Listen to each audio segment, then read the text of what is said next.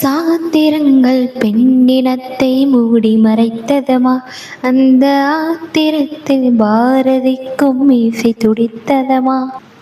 ஆமாங்க, சுற்றி இருந்த சமூகம் பெண்கள் இப்படி தான் இருக்கணும், இதுதான் முறை அப்படின்னு பெண்களை முடுக்கி வச்சப்போ குனிச்சா மீசையை முறுக்கிட்டு பெண்ணுக்காக குரல் கொடுத்தவர் தான் நம்ம மகாகவி பாரதி. அப்படிப்பட்ட நம்ம பாரதி வறுமை, பசி, போலீஸ் டார்ச்சர்னு இவ்வளவு கஷ்டங்களுக்கு நடுவில் பாரதி அவரோட வீட்டுக்குள்ள எப்படி இருந்தாரு, அவரோட ரியல் லைஃப் கேரக்டர் என்ன அப்படின்றத தான் அவரோட ஒய்ஃபான சிலமா எழுதின பாரதி சரித்திரம் அப்படிங்கிற புக்ல நம்ம தெரிஞ்சுட்டு வரோம். சிலமா அம்மா ரொம்ப சூப்பரான ஒரு விஷயம் சொல்றாங்க.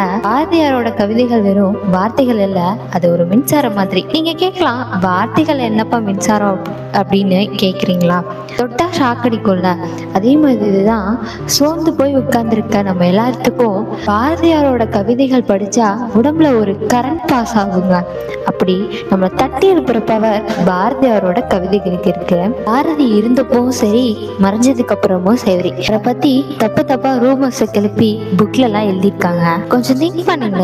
இன்னைக்கு நமக்கும் இப்படித்தான். நம்மள்ட்ட முன்னாடி ஒரு மாதிரி நம்மளை பத்தி பேசிட்டு பின்னாடி போய் ஒரு மாதிரி பொய்யா பேசுவாங்க. 4 பேர் 4 விதமா பேசிட்டே தான் இருப்பாங்க. அன்னைக்கு பாரதிக்குமே அது நடந்திருக்கு.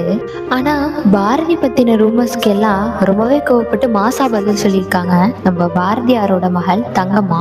என்னோட அப்பாவோட ஹிஸ்டரிய என் அம்மானால மட்டும்தான் எழுத முடியும்னு சொல்லி இந்த புக்கை ரீபப்ளிஷ் பண்ணியிருக்காங்க. ஏன்னா பாரதியார் பத்தின உண்மையான ரியல் லைஃப் ஹிஸ்டரியை மக்கள் தெரிஞ்சுக்கணும், அவர் எப்படிலாம் கஷ்டப்பட்டு வந்திருக்காரு அப்படின்றத தெரிஞ்சுக்கணும் அப்படின்னு சொல்லிட்டு ரொம்பவே பதில் இந்த புக்கை ரீபப்ளிஷ் பண்ணியிருக்காங்க. நாம இன்னைக்கு சின்ன பிரச்சனைக்கே சோர்ந்து போயிடுறோம், எனக்கு டிப்ரெஷன்னு சொல்றோம். ஆனா இந்த புத்தகத்துல இந்த பேஜ் படிச்சப்போ பாரதியார் கிட்ட இருந்து நான் ஒரு முக்கியமான லைஃப் லெசனை கத்துக்கிட்டேன். இன்னைக்கு அவருக்கு லைஃப் எல்லாம் கஷ்டம், நிறைய பிரச்சனைகளுக்கு நடுவுலையும் தனக்கு பிடிச்ச விஷயத்த யாருக்காகவும் நிறுத்தாம, யாருக்கும் பயப்படாம கடைசி வரைக்கும் தனக்கு பிடிச்சதை செஞ்சுட்டு கெத்தா மாசா வாழ்ந்திருக்காரு நம்ம பாரதி.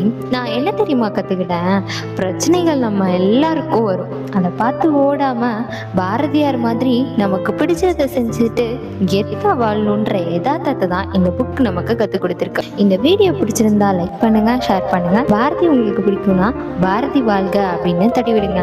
மறக்காம மோனா டாக்ஸ் சேனலை சப்ஸ்கிரைப் பண்ணுங்க.